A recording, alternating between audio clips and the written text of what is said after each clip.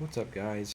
Protect here with another update video for the Raise Zombie Minion Instability build, and I think I've found a pretty solid all-around, setup that is not going to feel pretty much any different at all from the way it feels now.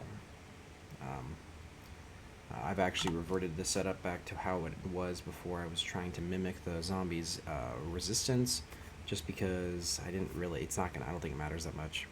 The only difference in the gameplay that you'll notice is during like mapping, I don't have to necessarily attack some of the rares to pop the zombies, which in next league I'll have to do that, but as you'll see in the video, the attacks go off so fast and I'm able to, explode these zombies even with the little bit of life I have in the minion pack proccing setup that I'm using, that it doesn't matter. So first I'll go through the changes that I made to the build in the skills area, which is really the only place that changes have been made, as well as like one gear change that I made, and that kind of dovetails into the skills. So the first change I made was I wanted to find a fast attacking or hitting castable whatever skill to use for minion pact so that I could maximize how fast I'm able to kill the zombies. And I had an epiphany that, oh my gosh, why am I not using Shred? Because it's one of the fastest attacking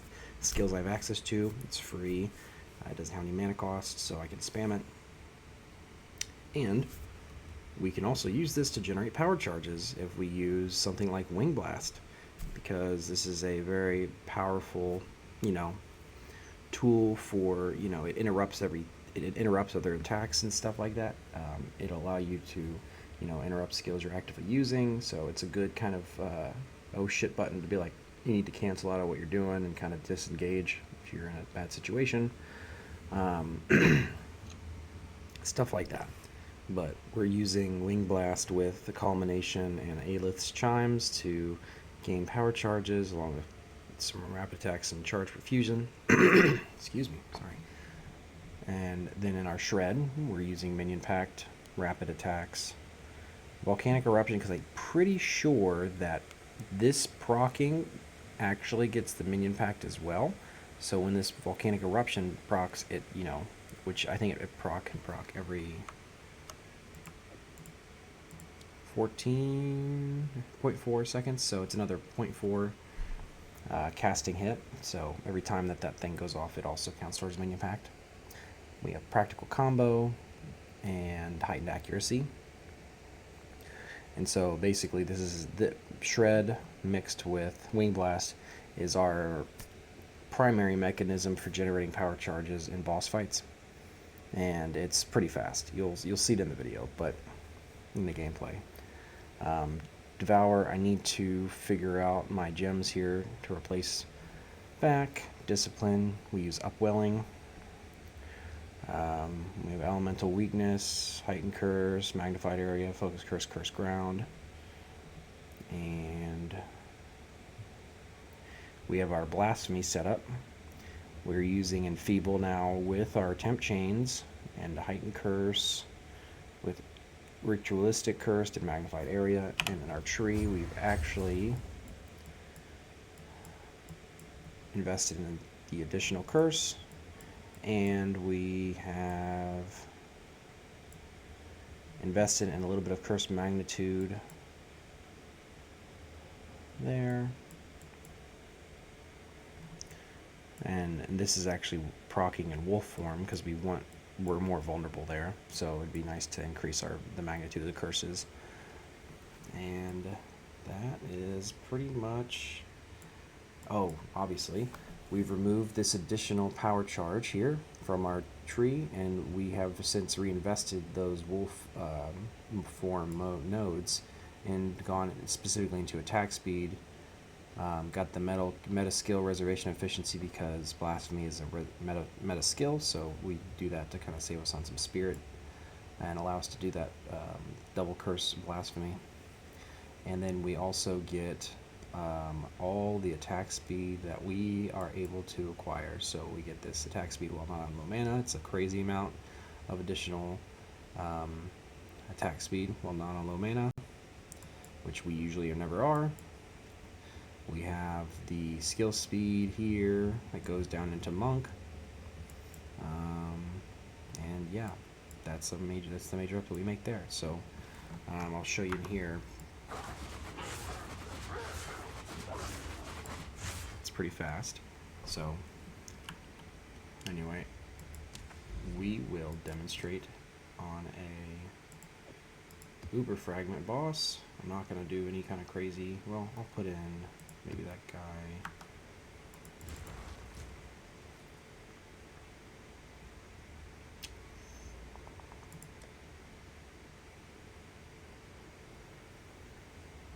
Where's my abyss at?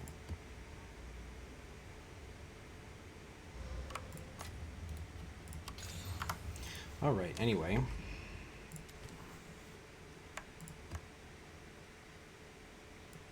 So we're just going to do some abyss. And I'll talk to you after the gameplay.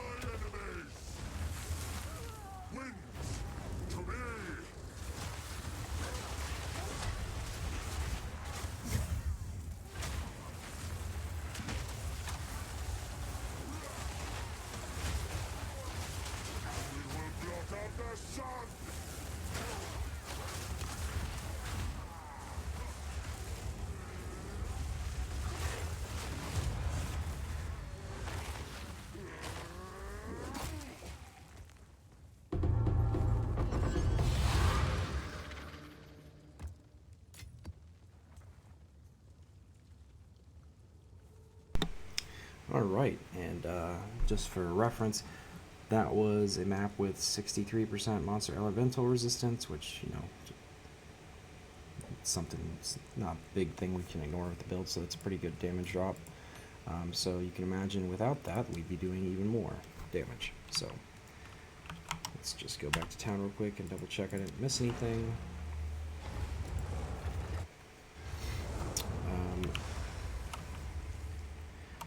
maybe let me double check here. Oh, so with some of the skills, you'll see now that they are only in one weapon set. I've moved some of the remnant related ones to my caster weapon set, lingering illusion as well, since the engine to produce power charges is strictly on the druid side of my set. I wanted to make sure I still maintained some of the other means to get power charges in the build for the non-druid weapon set. Because there are times where you don't want to have to attack something to get a power charge. Maybe dodging is a more defensive option. So with this having this here, you can choose to not engage with the target directly. Say something super scary that's going to mess you up if you get near it. You can always just go into human form and you lingering illusion, and boom, you got your power charges. So there's that. And having mana remnants in human form is good because you're in the time it takes you to cast the raise zombie spell, they are instantaneously burning things around them the moment they're spawned. So once the animation's finished and you're moving on to the next target, and before you've shapeshifted back, you're likely that the zombies Infernal Legion is going to kill some monsters, and if that's the case, any damage over time related killing of monsters that your minions engage with will actually trigger mana remnants as if it were your kill. So if you didn't know that, damage over time on minions basically works this way. It counts it as your kill. So for our purposes, this allows us to have a bunch of mana remnants on the ground during mapping, and thus also letting us have a lot of instant healing in packs, so that we're not just getting mobbed down and dying. This being off had a noticeable change in our survivability in a couple iterations I tried without it, so I think this is pretty mandatory. Adding in Enfeeble into this Blasphemy setup and moving the Elemental Weakness into a separate setup, while the moment-to-moment gameplay is a little slower because the Zombies Infernal Legion isn't as powerful, and it won't be even more so as powerful, so it's likely that in maps with high elemental resistance mods like the one we just did, you'd probably want to swap excuse me, either the Enfeeble or the Temp Chains with the Elemental Weakness, so you have that on there to help speed things up, to make sure you're not getting mobbed by stuff, I would imagine. So, but either way, having Enfeeble into the setup kind of fixed the last piece of this puzzle for me, because the build for the most part feels good. It's just, it felt like there was sometimes you felt really squishy, and now since I put in this Enfeeble, I have not felt nearly as squishy. I have not been getting one shot hardly ever, and it just feels really good. So I've been really enjoying it. The actual oh, excuse me, man, I'm sorry, I'm getting over something. The actual zombie skill itself, nothing's changed. We're still doing Exhaust Pyre, Execute, Feeding Frenzy 1, Infernal Legion, Minion Stability, and Execute Tier 3 if I didn't already say that. And then one thing I did want to note about Exhaust Pyre and actually my Ascendancy choices, there may be a better Ascendancy for getting more damage out of the zombies, but frankly the build does enough damage that I'd rather do the stuff that's utility for the build and makes the build feel better. And I felt like it still feel though like Lich is kind of a good choice, mostly because Unholy Might, which is what we get here, it's giving us 90% more damage as Chaos. And while that means, because all the extra damages types are additive with each other, they're not multiplicative, which was my mistake. I thought that Zop's Pyre here saying 40 fires extra chaos damage, that 40% of chaos damage from the fire was going to also be calculated into rolling against this Unholy Might additional 90%, which is not true. They are additive with each other, so you can actually look at this as 90 plus 40, so 130% of my fire damage is now gained as extra chaos damage, with the added benefit that it contributes to flammability and ignite magnitude, which as far as a support gem goes, when I did the math, this off Pirate's 40% extra is more like 20% more damage on top, which is still good. On top of the fact that it also gives us these much beefier ignites. I think personally that seems worth it. And there is some back and forth. I think in my testing, I feel like that as to whether or not um, the chaos damage here somehow also applies to the Infernal Legion burn effect. Because of the way it's worded, it talks about the base fire damage as like a hit of the, and talking treats the minion life as a hit, which is I think why Raise Zombie itself does so much damage over time, because it has this tag that says you do 476 more damage with hits, and I think it's classifying and calculating the damage over time for the Infernal Legion against this. So it's using the base fire damage and then multiplying it by 4, or 5.5 times or whatever, and then that's determining the Infernal Legion damage over time. That's just how it feels to me. Just how high the damage over time is for it. There's no other reason to justify why it's so strong. So that's my guess. We'll see. That could be a bug, could not be. It doesn't feel like it's a bug to me because of the way that they deal with the ignite in the game. So I digress.